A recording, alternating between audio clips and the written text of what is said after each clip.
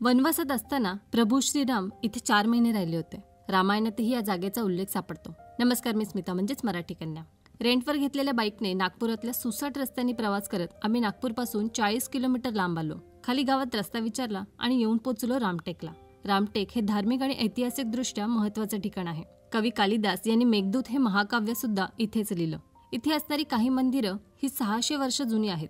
तर 18व्या शतकात रघुजीराजे भोसलेंच्या काळात सुद्धा बांधकाम करण्यात आलंय। एका टेकडीवर असणारी ही मंदिरं मुळात एका किल्ल्याच्या आत आहेत। मंदिर परिसराच्या बाहेर तटबंदी आणि मोठे बुरुज आजही बघायला मिळतात। इथे सुमित्रा, कौशल्या यांची सुद्धा मंदिरं आहेत। सर्वात वरच्या भागातून संपूर्ण परिसर आणि लांबवर खिंडशी तलाव दिसतो।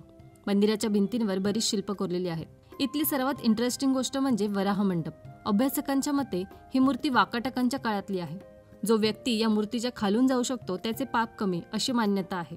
आम्ही पाप पुण्याचा हिशोब काही केला नाही। मंदिर बघून खाली आल्यावर समोरच सिंधू बावडी दिसते। ही सुद्धा वाकाटकांच्या काळात बांधलेली पुष्करणी आहे। इथूनच पुढे गाडीने खाली आलो। एका ठिकाणी गाडी पार्क केली आणि 5 मिनिटं चालून अजून एका पुष्करणीजवळ येऊन पोहोचलो। या जागेचं नाव आहे कापूर बावडी। जंगलाच्या मधोमध असणारी ही सुंदर पुष्करणी बघण्यासारखी आहे। इथे पूर्णपणे दुर्लक्ष असल्याने बरीच पडझड झाली आहे, पण इथलं शांत वातावरण आणि परिसर खूपच सुंदर आहे। विदर्भात खूप गरमी असते म्हणून इथे फिरायला कमी लोक येतात, पण विदर्भात फिरायला खूपच मस्त ठिकाणं आहेत। पुढच्या भागात अशा काही भारी जागा दाखवणार आहे। भेटूया पुढच्या व्हिडिओमध्ये, तोपर्यंत ओके, टाटा, बाय।